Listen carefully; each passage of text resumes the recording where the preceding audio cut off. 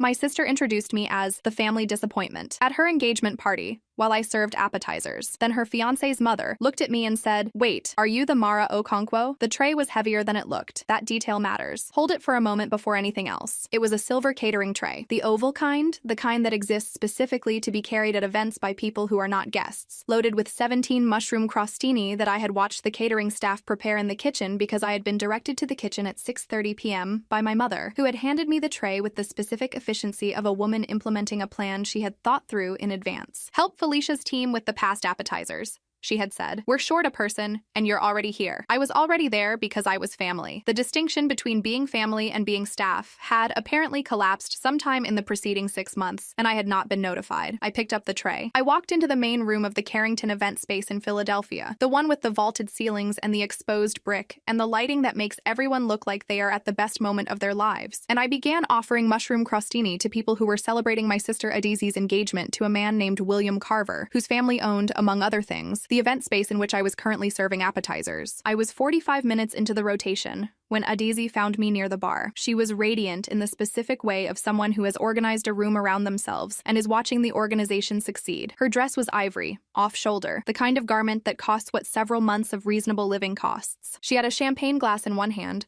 and the other arm around William, who was tall and easy-moving and had the specific quality of someone who has been comfortable in rooms like this his entire life and cannot fully imagine rooms that are otherwise. "William," she said, with the warmth of a woman making a presentation. "This is Mara, my sister." He smiled, extended his hand. "Great to finally meet you. Ada talks about you. She's helping with the appetizers," Adiz said. Not cruelly, matter-of-factly, the specific matter-of-fact tone of someone who has decided that a fact is neutral and does not need to be examined. She's always been the practical one in the family, the one who handles things. Something moved across William's face, something he controlled quickly. "She's the family disappointment," Adizi said, and laughed. She said it lightly. "The way you say something you have decided is a joke because putting the word joke around it means it can't be what it actually is." She said it the way she had been saying versions of it my entire life, with the ease of something that has been said so many times it has stopped feeling like a choice. William's smile stayed in place with the specific effort of a man whose manners are better than the moment he is in. I held the tray. 17 crostini, minus the 6 I had already distributed. I said, "It was nice to meet you, William," and I kept moving. Because I had learned across 33 years that the correct response to my sister's particular kind of cruelty was not a scene. Scenes gave her something to manage. Scenes made her the reasonable one. What I had learned to do instead was wait. I was very good at waiting, and I had, in the past 14 months, been waiting for exactly this kind of moment. My name is Mahram Alware. I am 35 years old. I am the founder of a company called Grounded Studio, which is a content strategy and brand narrative firm that I started 6 years ago in a one-bedroom apartment in West Philadelphia with a laptop, 3 clients who were taking a chance on someone they'd met through mutual connections, and the specific conviction of someone who has been told her whole life that she is the practical one and has decided to make practicality into something worth having. Grounded Studio had, over 6 years, grown in the way that real things grow, not explosively, not with a single viral moment, but steadily, through good work and the recommendations that good work produces. We were 16 people now. We had worked with companies in 7 industries. We had a particular reputation in the food and hospitality space, which had come from one client relationship in year 2 that had led to 3 others, which had led to 8 others, which had led to us being shortlisted for a profile in a major business publication 14 months ago. The profile had run 6 months ago. I had not told my family about the profile, not because I was hiding it, or not only because of that, because I had spent 33 years watching my family receive my achievements the way you receive a piece of information you don't know what to do with, and I had decided at some point in the past few years to stop handing them things they didn't know how to hold. My family is not like that. Let me give you the full picture. My mother, Ngozi, is 57. She came to Philadelphia from Lagos at 28, earned a nursing degree at 31, spent 25 years as a labor and delivery nurse at Jefferson Hospital, and retired 2 years ago with the specific exhausted dignity of a woman who has delivered several thousand human beings into the world and has earned the right to rest. She was not a woman who performed warmth. She had the real thing, genuine and deep, but she had, over the course of my childhood, organized her warmth in a specific direction, toward Adiz, not away from me, toward Adiz. There is a difference, and I want to be precise about it. I was not unloved. I was loved the way you love something you trust to be fine. Adiz was loved the way you love something you're afraid to lose. My father, Chukwuemeka, Emeka to everyone, is 60. He ran an import business for 20 years. Nothing glamorous. household goods and fabrics, the specific unglamorous work of someone who has identified a gap and filled it consistently without ever appearing in any publication about it. He had sold the business 8 years ago and spent the intervening time doing consulting work that he described as keeping busy and which I believe genuinely kept him busy and genuinely satisfied him in a way that the operational business had stopped doing. He was a warm man with a specific blind spot. He did not see what was happening between his daughters because he was not looking at the space between them. He was looking at each of them individually, and individually, everything appeared fine. My sister Adaze is 30. She worked in event management, which is how she had met William Carver, whose family's portfolio included 3 event venues in Philadelphia, and she was very good at it in the specific way of someone who is genuinely skilled at creating the experience of an occasion. She understood how rooms worked. She understood pacing and lighting and the specific sequence of moments that made an event feel like it was building towards something. What she understood less well was the difference between managing an event and managing a person. She had been managing me in her way since we were children, not with cruelty as a goal. Cruelty was not the goal.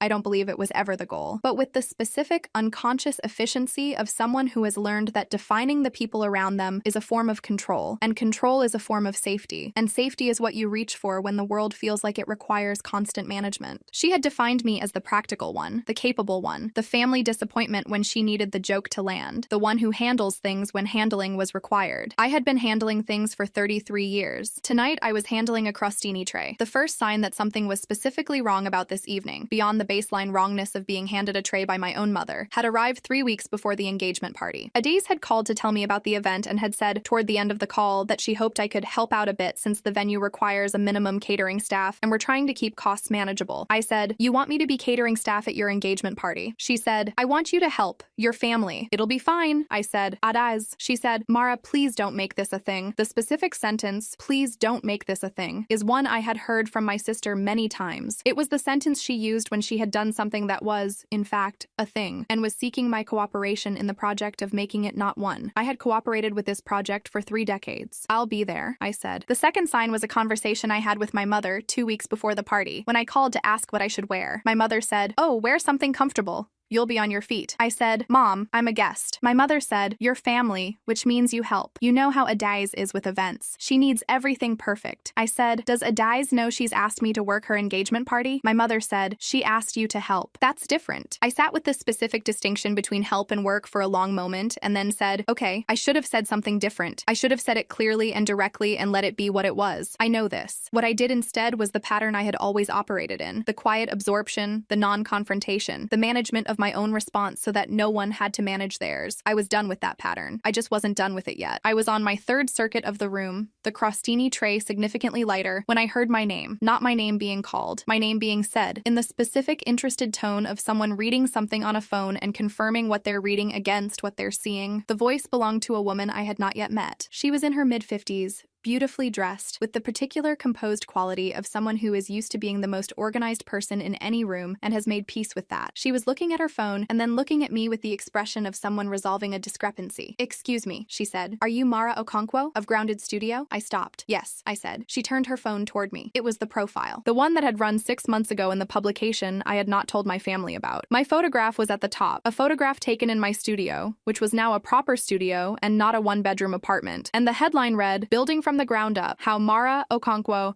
made Grounded Studio one of the most sought-after brand narrative firms in the Northeast." "I'm Patricia Carver," the woman said, William's mother. I understood several things simultaneously. "I've been trying to figure out who the founder of Grounded Studio was for 6 months," she said, with the energy of someone who has been running a background calculation and has just found the answer. "We've been looking for a firm to handle the rebrand of our hospitality portfolio. My VP sent me that profile last week, and I've been meaning to reach out." She looked at the tray in my hands, then at me. "I'm sorry. Are you working this event?" "I'm a Daisy's sister," I said. A pause. "Her sister," Patricia Carver said. "Yes." She looked at the tray again. Something moved across her face, something that was not confusion, but had arrived where confusion would be if she had less composure. "I see," she said. "Could we find somewhere to sit down? I'd very much like to talk to you. This is the thing I want to be most clear about." The conversation was real. She had been looking for a firm with specific capabilities: hospitality branding, narrative strategy for multi-property portfolios, the ability to work across a brand family with different identities that needed to cohere. And Grounded Studio's profile matched her requirements with a specificity that she had not expected to find 6 months into a search. "I'd like to bring you in formally," she said. A proper conversation with our team, a scope discussion, a proposal. If it works the way I think it might work, we're talking about a significant engagement. I told her I would send her our credentials package the following week. She gave me her card. We shook hands. I picked up my tray, which had been sitting on the table beside us, 7 remaining crostini growing slightly less warm, and I carried it back toward the kitchen. I was passing the main reception area when a daze caught my arm. What were you doing with Patricia Carver? She said. The social warmth was gone. Something underneath it had surfaced. Talking, I said. About what? Work, I said. Mara. She said my name the way she said it when she was managing a situation. Patricia Carver is William's mother. She's not. You shouldn't be having side conversations with her at my engagement party. She approached me, I said, because you were circulating with a tray, and she probably felt sorry because she recognized me from a profile, I said, in a business publication. About my company. A daze went quiet. She's been looking for a brand strategy firm, I said. Her VP sent her the profile last week. The quiet extended. You have a profile, a daze said, not a question. The tone of someone encountering a fact that is rearranging something. 6 months ago, I said. You didn't tell us. No, I said. Why? I looked at my sister, at her ivory dress and her champagne glass, and the room she had organized around herself, which was genuinely beautiful, which she was genuinely talented at. Because, I said, the last time I told you something good about my work, you said it was nice that I had found something that worked for me. In the tone you use when you're being diplomatic about something you don't think is impressive. She started to say something. I need to return the tray, I said. I walked to the kitchen. My mother found me at 9:15 near the end of the evening, in the kitchen where I was finishing the last of the setup breakdown that the catering team was managing. What happened with Patricia Carver? She said. We talked about a potential client engagement. I said. Mara, Mom, I set down what I was holding. I'd like to ask you something directly. She waited. Did a daze tell you she was going to introduce me as the family disappointment tonight? My mother's face moved through something. She was joking, she said. She said it to William Carver, I said, to her fiancé, on the night of their engagement party. She introduced me as the family disappointment while I was holding a crostini tray. She's always been like that with you, my mother said. You know how she is. She doesn't mean, I know exactly how she is, I said. That's what I'm telling you. My mother looked at me with the expression of a woman who loves 2 daughters and has been managing the space between them for 30 years and is very tired. What do you want me to say? She said. I don't want you to say anything, I said. I wanted to ask the question and have you hear it. I picked up my bag. I'm going home, I said. Tell a daze congratulations. I mean it genuinely. I walked out. The Carver engagement was November. Patricia Carver and I had our first formal meeting in December. 2 of her team members, 2 of mine, a scope conversation that lasted 3 hours and confirmed what she had suspected from the profile and what I had suspected from the 40-minute table conversation. The work was a genuine match. The contract was signed in January. It was the largest engagement Grounded Studio had ever taken on. Not in terms of complexity. We had done complex work before, but in terms of scope and duration and what it meant for the firm's trajectory. The Carver hospitality portfolio was a real thing, managed by serious people, and being brought in as their narrative strategy partner was the kind of engagement that opened other doors by existing. My team handled it with the steady competence they always brought, which is why I had hired them and why I trusted them. Patricia and I spoke once a month, brief calls, principally to ensure the engagement was proceeding as expected. In February, she said, I want to ask you something personal. You don't have to answer. Okay, I said. At the engagement party, you were serving appetizers. Yes, I said. Your family asked you to do that. Yes. A pause. I've been thinking about that, she said, since November. So have I said. Does William know? She said. About your company. I assume Adiz told him, I said. At some point after the party. She did. Patricia said. He told me. Another pause. He was upset about the party, about how you were introduced. I didn't say anything. He's a good person, she said, in case that's useful information. It is, I said. Thank you. She called the way people call when they've been sitting with something for 4 months, and the weight of it has finally exceeded the weight of making the call. Patricia Carver told William about our conversation, she said, about the profile, about how things have been. Okay, I said. He asked me about it, she said. He asked me why I introduced you the way I did. What did you tell him? A pause. I told him it was a joke, she said. Was it? Longer pause. No, she said. Not entirely. I sat with that. I don't think I knew, she said. How much of it was real until he asked me to explain it. And I couldn't explain it in a way that sounded like what I wanted it to sound like. What did it sound like? I said. Like I'd been saying it for so long it had stopped being a choice, she said. I looked at the window of my studio. The studio that was not a 1-bedroom apartment anymore. The 16 people outside the glass wall doing work I had built the conditions for. Yeah, I said. That's what it sounded like from my side too. We sat on the phone in silence for a moment. I don't know how to fix it, she said. I know, I said. I'm not sure fix is the right word yet. I think the right word is start. Start what? Being honest about what it actually was, I said, for both of us. She was quiet. Okay, she said finally. Okay,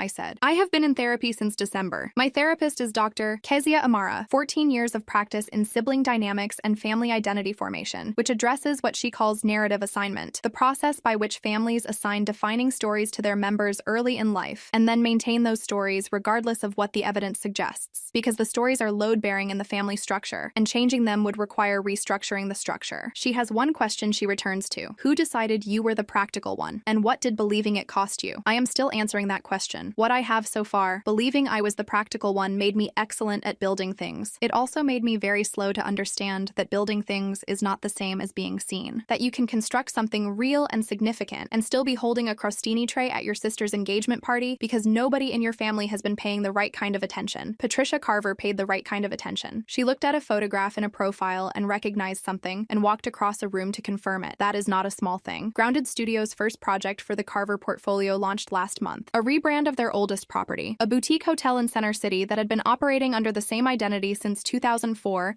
and needed a new way to talk about what it actually was, which was a place with history and texture in a city full of places trying to look like they were built last year. We gave it language for what it already was. That's what the work is. When it's right, not making something into something else. Finding the words for what something already knows about itself. The launch went well. Patricia sent me a note the following day. You understood what we needed before we could fully explain it. That's the thing. I keep that note in the folder on my desk where I keep things that are true, not to look at constantly. To know are there, because the work is real, I built the work. And no matter what anyone has called me and how many rooms over how many years, the work has always known what it was. That's the only thing that was ever going to matter. That's the only thing that ever did.